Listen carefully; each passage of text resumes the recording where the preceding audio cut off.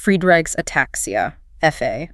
It's the most common inherited ataxia, and it is, frankly, a relentlessly progressive neurological disaster. It is. It affects roughly 1 in 50,000 people, and the symptoms are just devastating. We're talking ataxia, the loss of coordination, but also severe cardiomyopathy, diabetes. And a life expectancy that's, it's just 37 and a half years on average.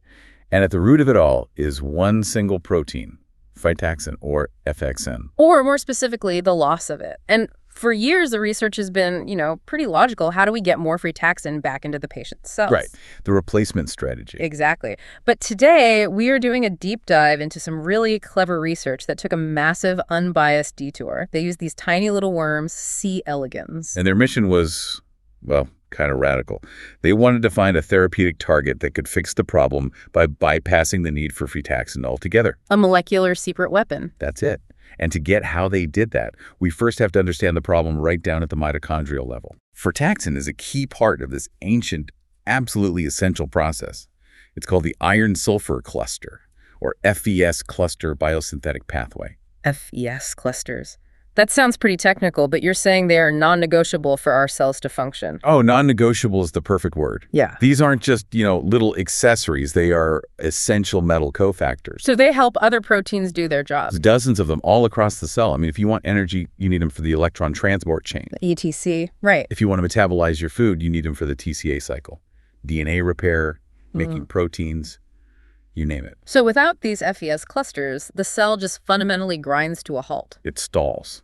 And that stalling leads to the horrible tissue damage we see in FA. Okay, so if the FES clusters are the product, what's Frataxin's role in the assembly line? FXN is what we call an allosteric activator. An allosteric activator. Let's break that down. Sure. It works on another core enzyme, the cysteine desulfurase, called NFS1. Think of NFS1 as the machine that provides the sulfur, the raw material. And allosteric activator means Frataxin isn't part of the final product, but it speeds up the machine. Exactly. It binds to NFS1, changes its shape, and that change is like hitting the fast-forward button. It massively accelerates the transfer of sulfur to build the cluster. So when Frataxin is low, like in FA, the whole assembly line is stuck in slow motion, and production just drops below what you need to survive. Which brings us to a huge problem for the researchers. If losing Frataxin is lethal in mice and worms, how do you even run a genetic screen on them? Your test subjects are already dead. This is the first piece of real experimental genius here. Researchers figured out years ago that you can keep these cells and organisms alive if you grow them in very low oxygen. Hypoxia. Hypoxia, right. It's a permissive condition. It somehow forces the cell to ramp up other parts of the cell's machinery just enough to compensate for the missing Frataxin. So hypoxia is the temporary workaround that keeps the lights on just barely so they can start experimenting. Exactly. It's not a long-term therapy, obviously. Chronic hypoxia is dangerous. Of course. They just used it as a tool, an experimental switch, to keep the worms alive while they hunted for true genetic bypass. Okay, so walk us through the screen. How did they use that oxygen switch? So they start with worms that are completely lacking the Frataxin gene, Fratax1 null mutants, and they grow them at 1% oxygen. The permissive condition. Right, where they're viable, they're developing. And then they hit the whole population with a mutagen. Just scrambling their DNA, basically, creating thousands of random mutations, hoping one of them is the lucky fix. You got it. And then comes the big challenge. They take the next generation, the F2 progeny, and move them to 10% oxygen. The non-permissive condition, the real test. The real test. And at this oxygen level, any worm that doesn't have that lucky bypass mutation, it just arrests development. It can't make it to adulthood. But the very, very rare survivors. The rare survivors are the ones that carry a mutation that fixed the problem. A mutation that lets them make FES clusters even without Frataxin and without hypoxia. And when they sequenced those survivors, what did they find? Something incredibly specific. The mutations weren't all over the place. They were what we call dominant acting missense mutations in just one of two genes. And let me guess. Those genes were already known players. They were. The first was NFS1, the sulfur-providing machine we already talked about. And the second was the mitochondrial Frataxin FDX2. And this is the structural clue, the real punchline. Where were these mutations located? Every single one of them was right at the binding interface between FDX2 and NFS1.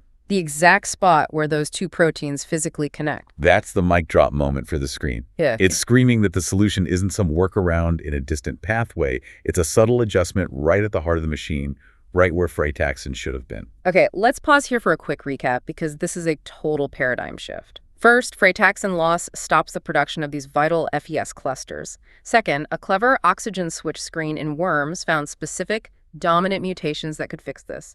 And those mutations were in just two genes, FDX2 and NFS1. And crucially, the mutations all map to the exact spot where FDX2 and Frataxin are known to interact with NFS1. Which brings up the big question for you, the listener.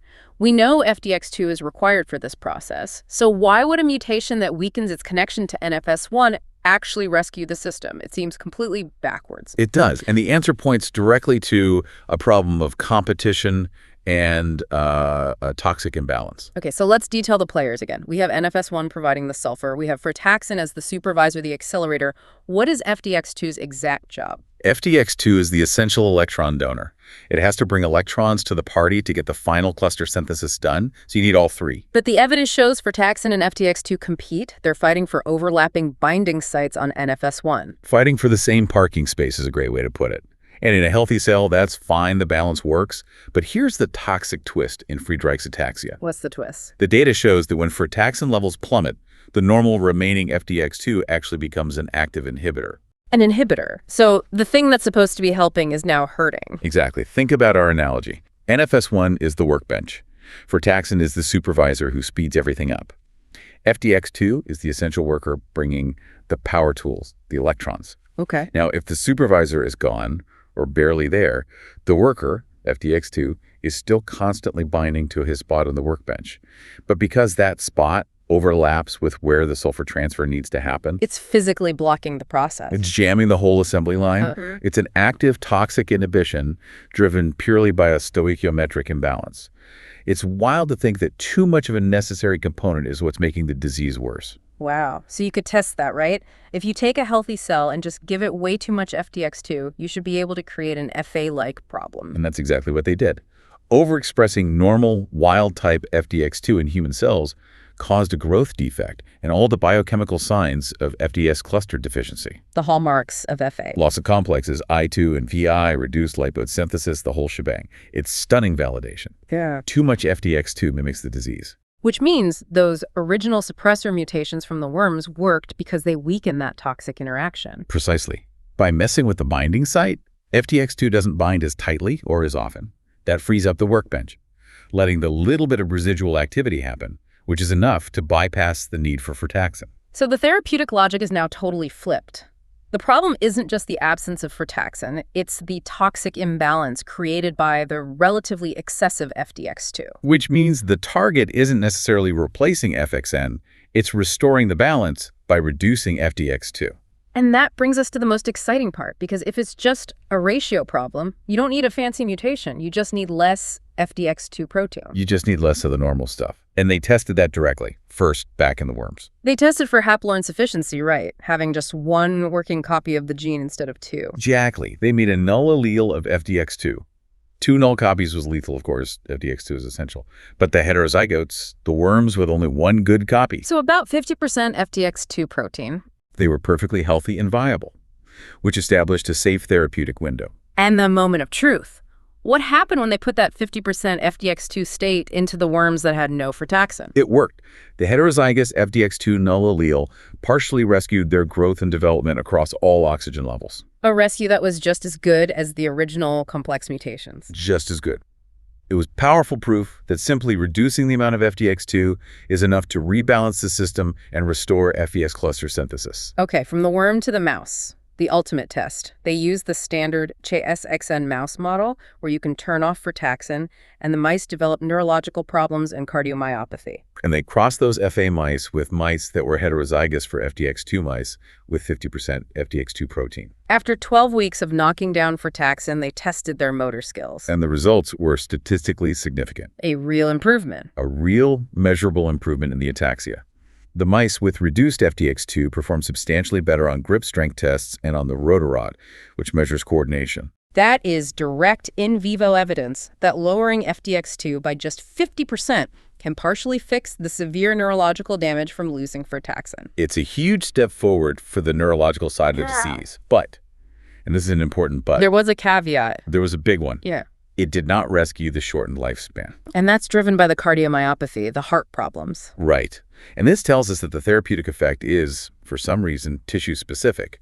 The brain responds, but the heart doesn't. Why would that be? The heart is just a massive energy consumer. Maybe the 50% fix isn't enough for its metabolic needs. That's the leading hypothesis.